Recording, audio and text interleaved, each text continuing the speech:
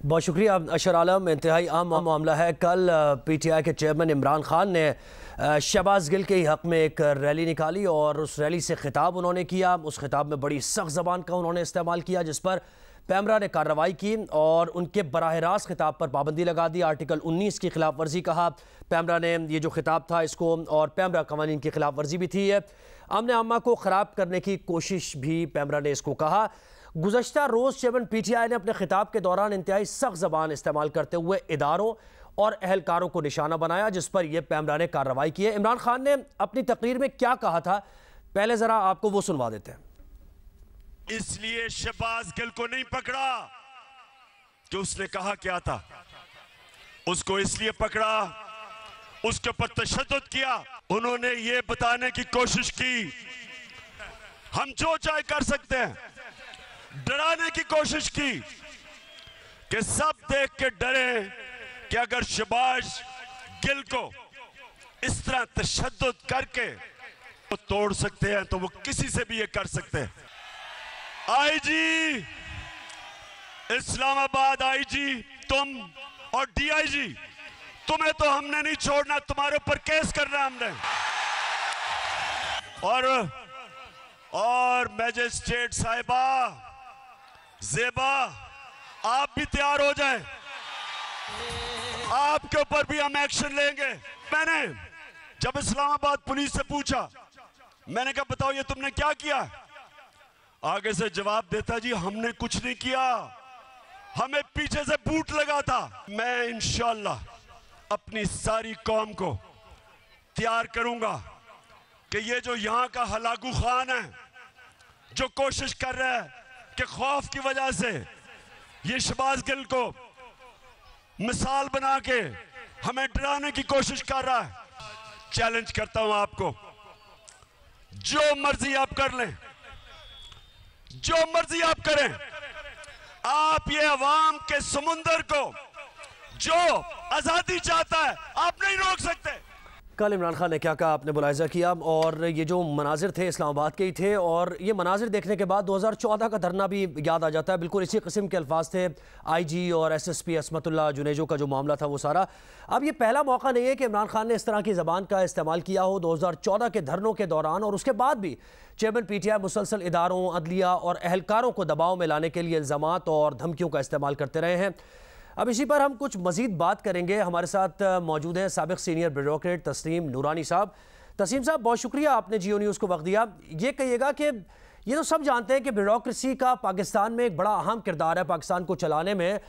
वो सियासी ताल्लुकात से यकीनन बालातर होकर अपने फ़राइज़ सर अंजाम देती है ब्यूरोक्रेसी, लेकिन अब एक सियासी जमात उसके सरबराह की तरफ से इस तरह की धमकी आमेज़ ज़बान का इस्तेमाल किया जाना, तो क्या असरात पड़ते हैं ब्यूरोक्रेसी पर इसके? क्या ब्यूरोक्रेसी इस तरह की धमकियों से दबाव में आ जाती है?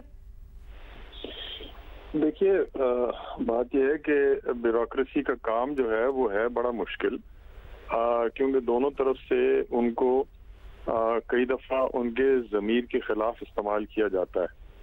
अब होता यह है कि चंद अफसर, ज़्यादातर अफसरान जो हैं वो अवॉइड करते हैं इस किस्म की नौकरियों की, हाई प्रोफाइल नौकरियों को, जिसमें कि उनको ऐसा काम करना पड़े जो उनका ज़मीर इजाज़त नहीं देता। मगर चंद होते हैं जो ख्वाहिश करते हैं।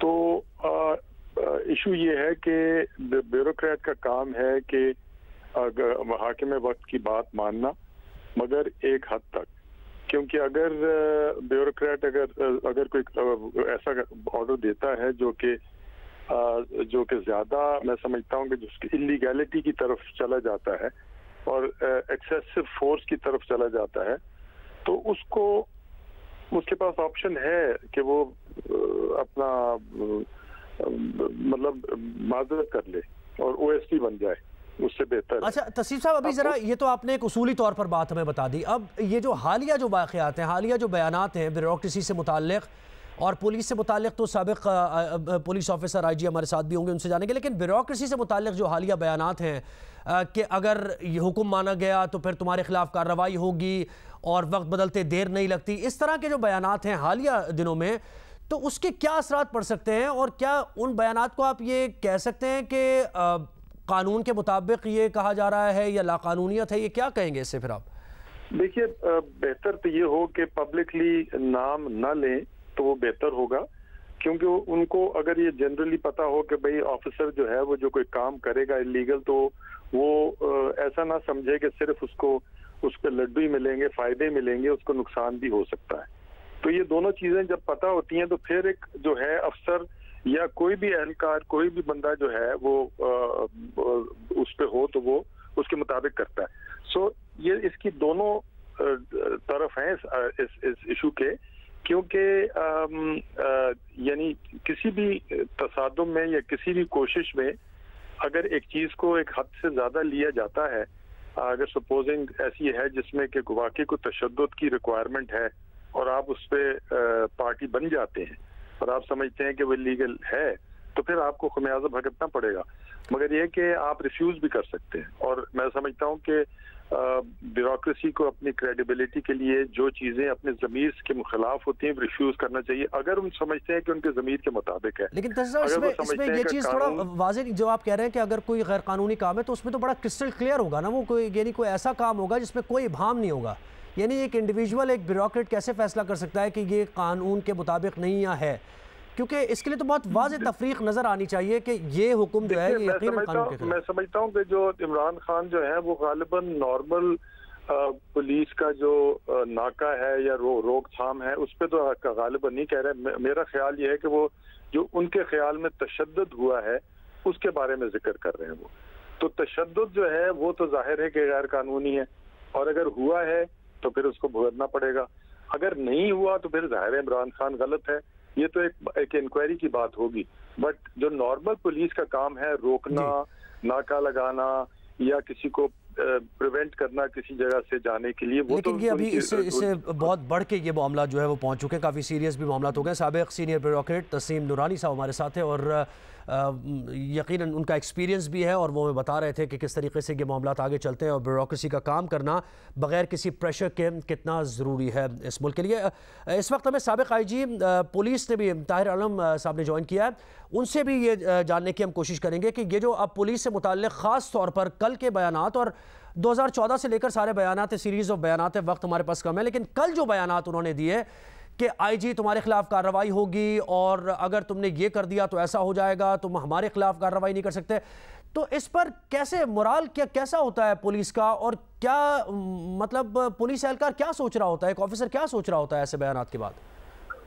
जी, अमूमन बाज़ हुक्मरान जो हैं, बाज़ लीडर पुलिस को दबाने के लिए या इसलिए कि पुलिस खौफजदा हो जाए, इस तरह के जो हैं धमकी अमेज बातें करते हैं।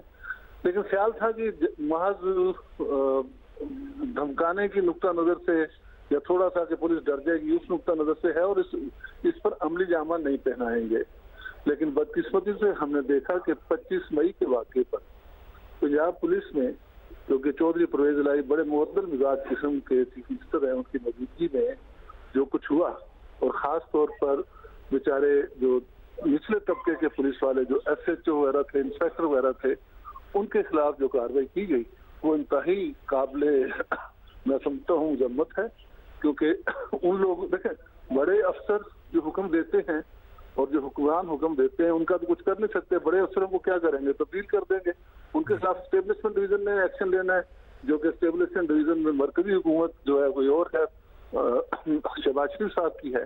लेकिन ये छोटा तबका है जो पंजाब में जो हमारा SHO लेवल का, उसके साथ जो ज्यादती हुई है, मैं समझता हूँ ये नहीं होनी चाहिए। इमरान खान साहब को ये बिल्कुल कार्रवाई की गई और बर्तरफ भी किया गया नौकरी से। प्लीज मेरी बात मुकम्मल होने दें, उन्हें ये भूलना नहीं चाहिए कि पुलिस उनकी है। ताहिर साहब आप हमारे साथ ही रहिए।